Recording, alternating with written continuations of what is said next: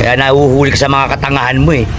Nagmamalaki mo pa, nahuli ka sa buskalan, nakulong ka sa buskalan, eh tanga-tanga ka eh. Umiskor ka ng marijuana sa buskalan, umiskor ka sa igurot, igurot din nagpahuli sa'yo. Sparring tayo kahit wala ng gloves. Sinasabi mo wala akong ensayo, ikaw yung pag-e-ensayuhan ko. Sa'yo ako magpa-practice, gagawin kitang punching bag. Tapos sasabihin mo pa, nagsusumbong pa ako kay Victor Miranda. Ha? Hindi na nagsusumbong kay Victor Miranda.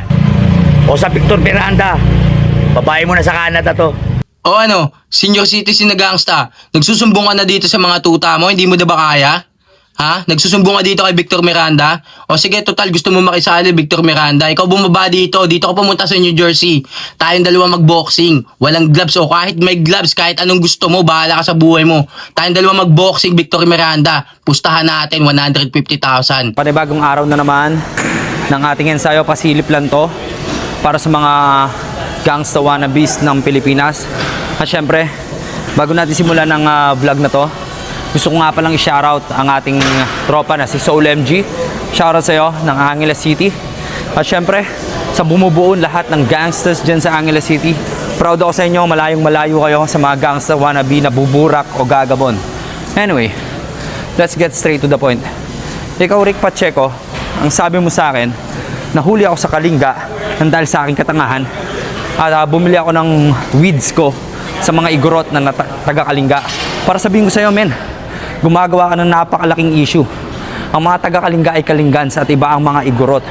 Dati pang may nangyayaring tribal war dyan sa dalawang grupong yan. Kaya wag mong hawakan ng sensitibong topic na yan. Huwag ka magaling-galingan. Mas matitindi pa sa inyo mga gangster ang mga tribong yan. Para sabihin ko lang sa'yo.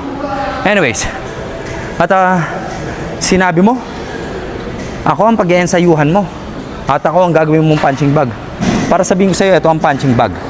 Ha? Ituturo ko sa'yo mamaya paano ba ang basic punching.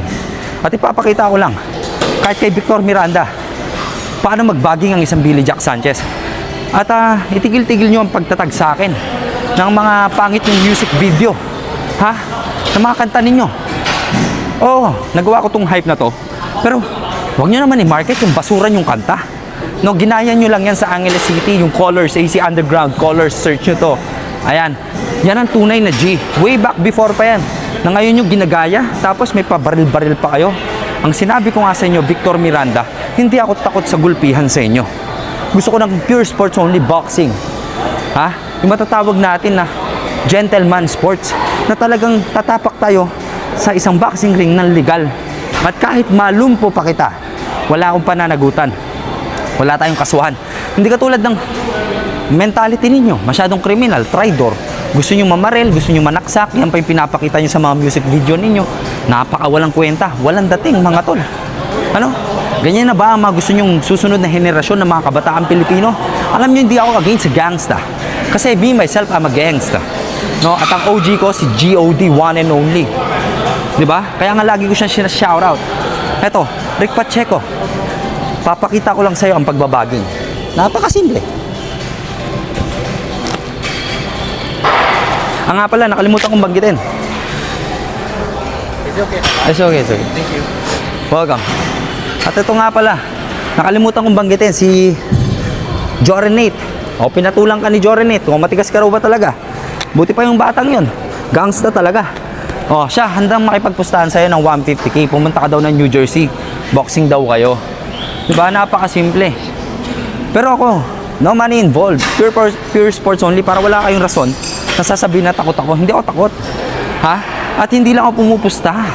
Gusto ko lang talaga ng pure boxing. O sige, pasilip ko sa'yo. Baka magdalawang isip ka na naman eh. Umiisip ko na naman ng mga rason eh. O, napakasimple lang mag-boxing oh. O, habang nagbablog. Hey. Uy, uy, uy, uy, uy, uy, uy, uy.